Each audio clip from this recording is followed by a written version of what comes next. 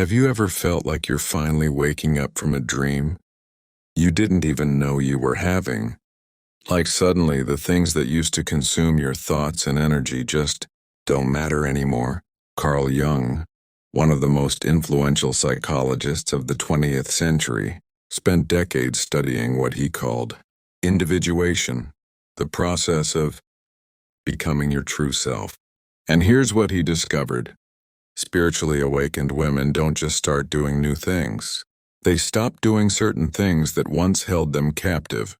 Today we're diving deep into 4 profound shifts that happen when a woman awakens spiritually. And I promise you, if you're on this journey, you'll recognize yourself in every single one of these. Welcome back to the channel.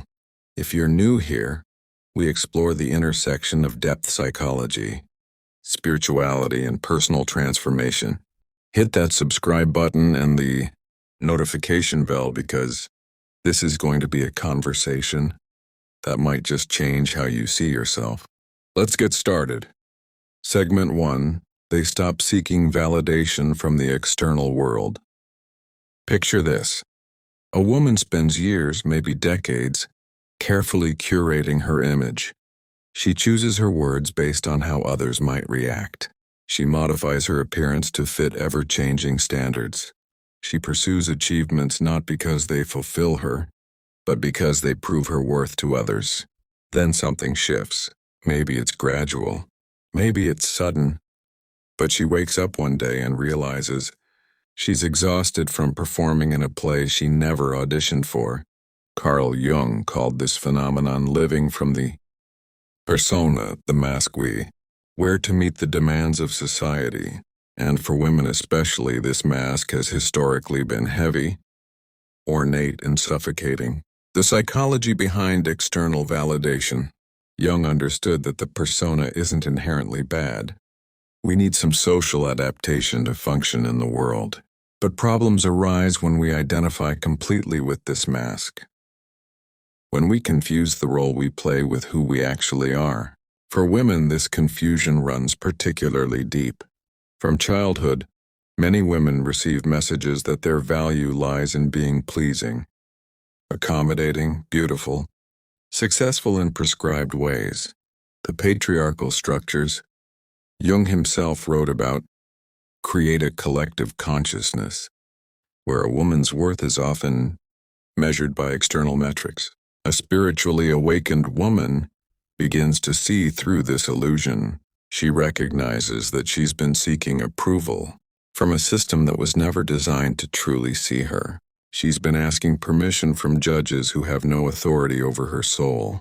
Real-life manifestations. What does this look like in practical terms? She stops, obsessively checking social media for validation through likes and comments. Making career decisions based solely on prestige or what others will think. Maintaining relationships that require her to dim her light or pretend to be smaller. Apologizing for taking up space, having needs, or expressing opinions. Seeking constant reassurance that she's doing things right. Instead, she develops what Jung called the inner authority. A deep trust in her own perceptions, values, and intuition. One woman I know described it like this. I used to stand in front of my closet every morning thinking, what will make me look successful today? And now I think, what makes me feel like myself? It seems small, but it changed everything. The shadow side and integration. Now here's where it gets interesting. And this is pure Jung. The journey away from external validation isn't about becoming isolated or dismissive of others. That would just be the pendulum swinging to the opposite extreme. What Jung called an identification with the shadow. The awakened woman learns to hold a paradox. She can remain open to feedback and connection while maintaining her inner sovereignty.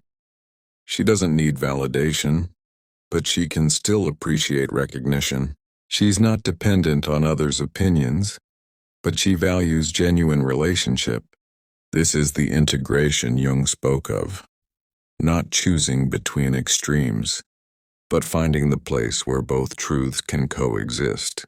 Releasing the need for external validation is profoundly liberating. But it opens the door to our second shift, one that requires even more courage. Segment 2. They stop abandoning themselves. The pattern of self-abandonment. Self-abandonment. Even the phrase lands heavily, doesn't it? Jung wrote extensively about what he called betrayal of the self.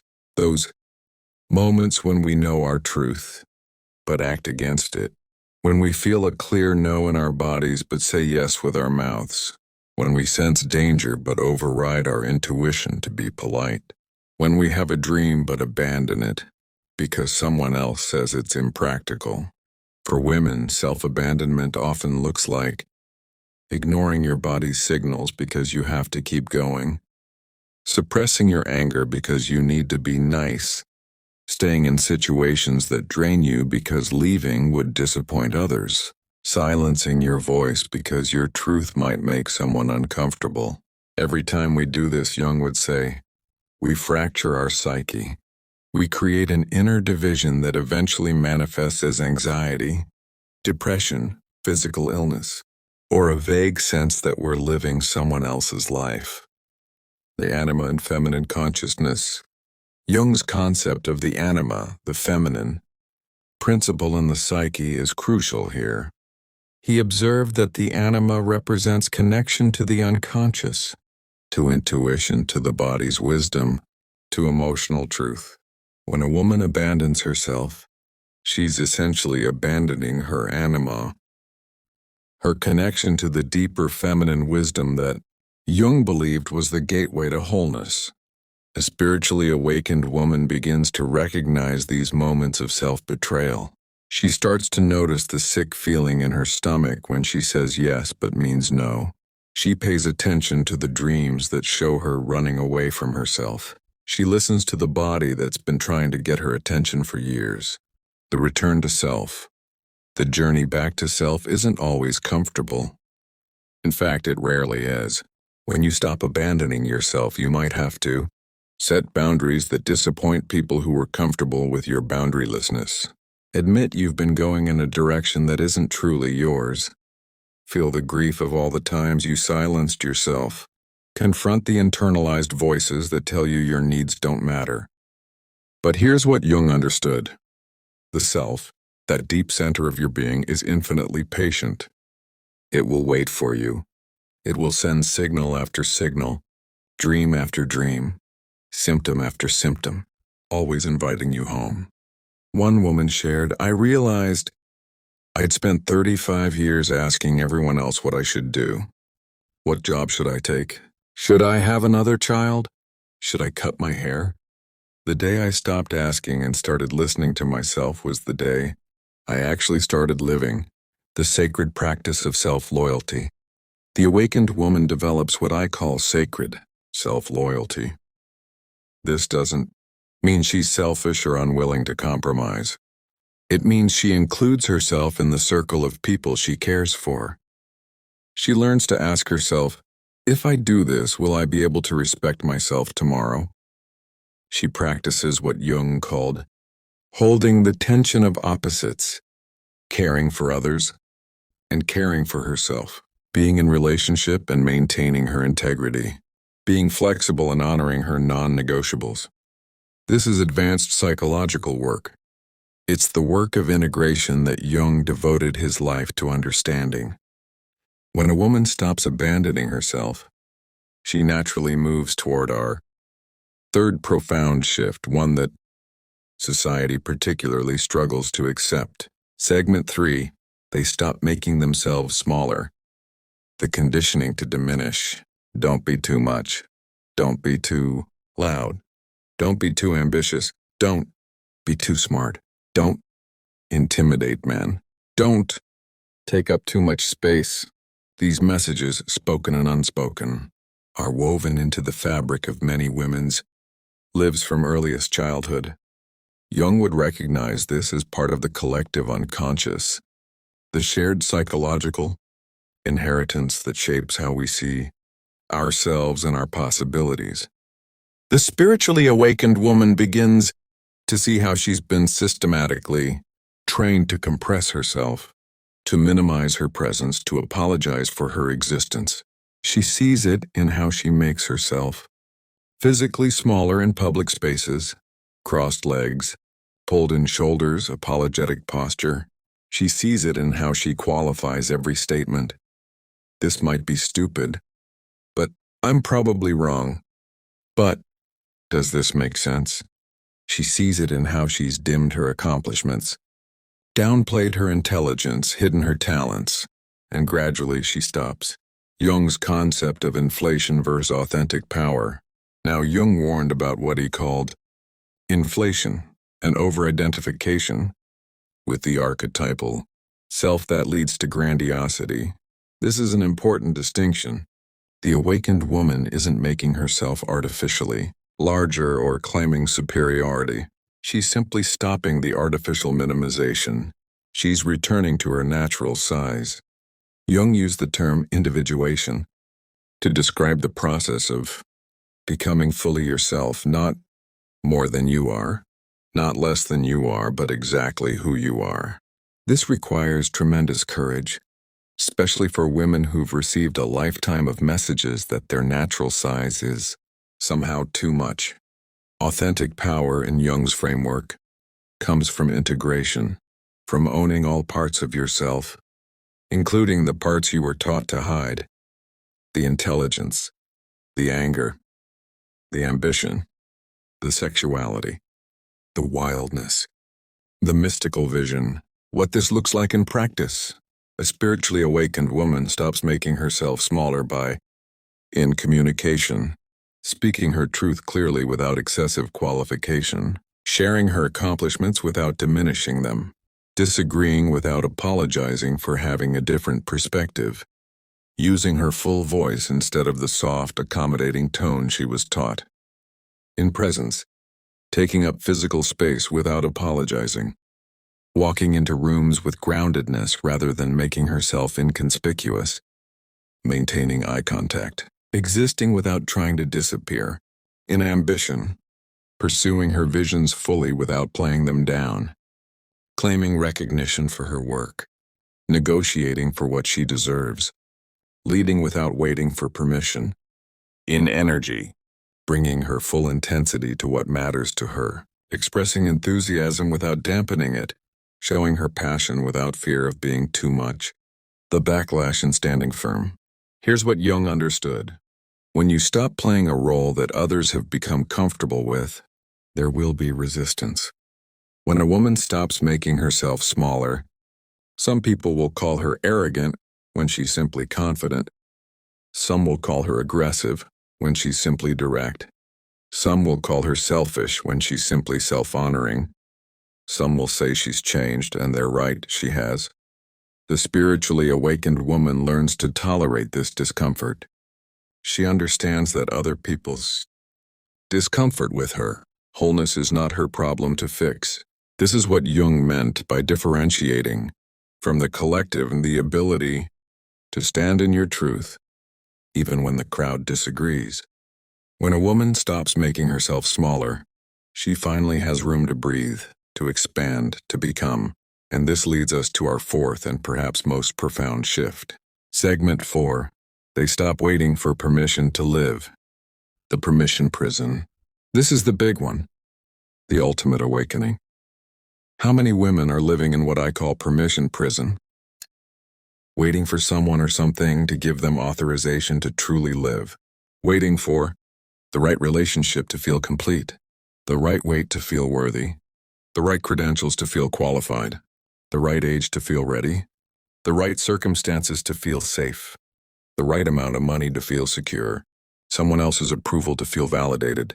Jung called this living provisionally, treating your current life as a waiting room for your real life. The spiritually awakened woman has a radical realization. No one is coming to give you permission. There is no authority figure who will someday declare you ready, worthy, qualified, or complete. That moment you're waiting for, it's now. It's always now. The archetypal awakening. In Jungian terms, this shift represents contact with the self, that central organizing principle of the psyche that Jung saw as your deepest wisdom and wholeness. The self doesn't ask permission. The oak tree doesn't ask permission to grow. The river doesn't ask permission to flow. The cosmos doesn't ask permission to expand. When a woman touches this archetypal energy, something fundamental shifts. She stops looking outside for authorization and starts recognizing the authority that has always existed within. This is what Jung meant by the divine spark. Within, not in a religious sense necessarily, but as that irreducible core of being that needs no external validation. Living as an autonomous being.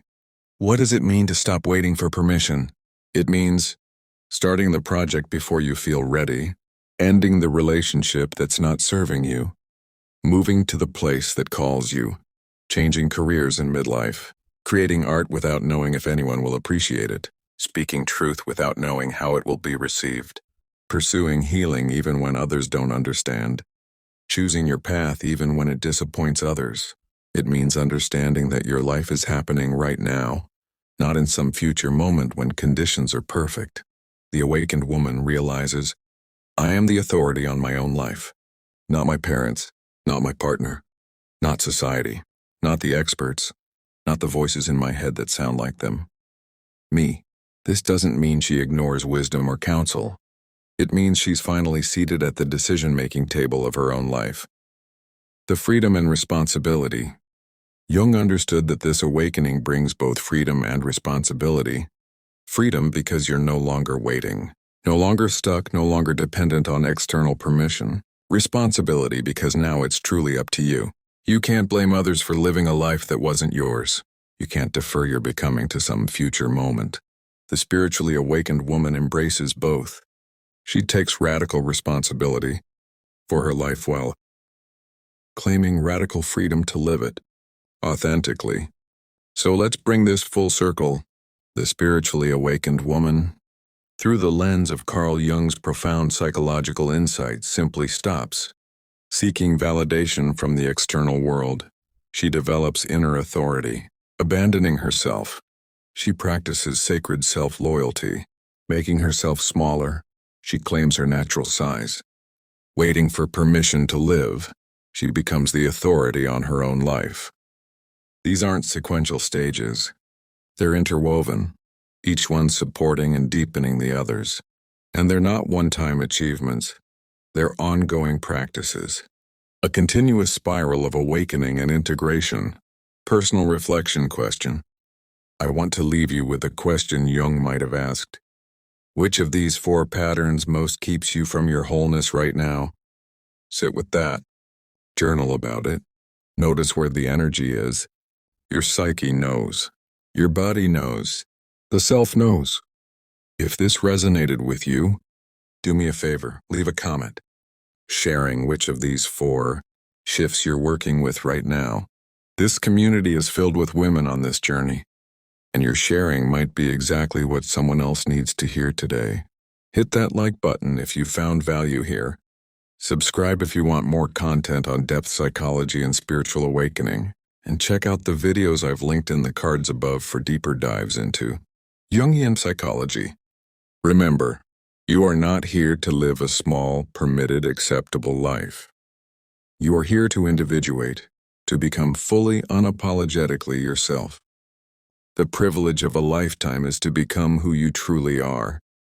Thank you for being here. I'll see you in the next video.